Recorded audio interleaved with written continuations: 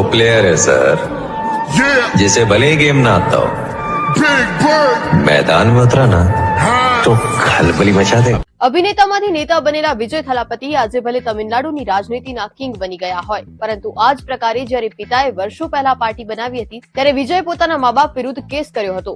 તમિલનાડુ વિધાનસભા ઇલેક્શન 2026માં 108 બેઠકો જીતીને વિજય આજે ભાવિ સીએમ બનવા તરફ આગળ વધી રહ્યા છે, પરંતુ વિવાદો સાથે તેમનો ઘણો જૂનો નાતો છે. આજે ફિલ્મી ફેમિલીમાં વાત સાઉથના એ સુપરસ્ટારની, જેને રાજનીતિમાં આવવા માટે રજનીકાંત, કમલ હસન જેવા સ્ટાર્સથી હટકે કરીને એક્ટિંગથી સંન્યાસ લીધો. 22 જૂન 1974 જોસેફ વિજય ચંદ્રશેખર એટલે કે વિજય થલાપતિનો જન્મ થયો. પિતા ક્રિશ્ચિયન એસ ચંદ્રશેખર અને માતા શોભા હિન્દુ છે. ચંદ્રશેખરે સાઉથ સિનેમાના ડિરેક્ટર પ્રોડ્યુસર તરીકે કામ કર્યું, જ્યારે માતા શોભાએ શરૂઆતમાં સ્ટ્રગલ કરી હતી. ત્યારબાદ પ્લેબેક સિંગરથી લઈને પ્રોડ્યુસર સુધીની સફર ખેડી. બંનેને સંતાનમાં દીકરો વિજય અને દીકરી વિદ્યા હતી, જે 2 વર્ષની ઉંમરે જ મોતને ભેટી. ત્યારબાદ ચંદ્રશેખર અને શોભાએ નાલૈયા થીરપુ ફિલ્મથી વિજયને લોન્ચ કર્યો.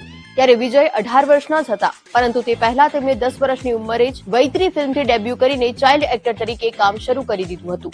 સેન્થુરા પંડે ફિલ્મથી વિજયને ઇલાયા થલાપતિનો ટેગ મળ્યો અને તેમને એકથી એક ચડિયાતી હિટ ફિલ્મો કરી.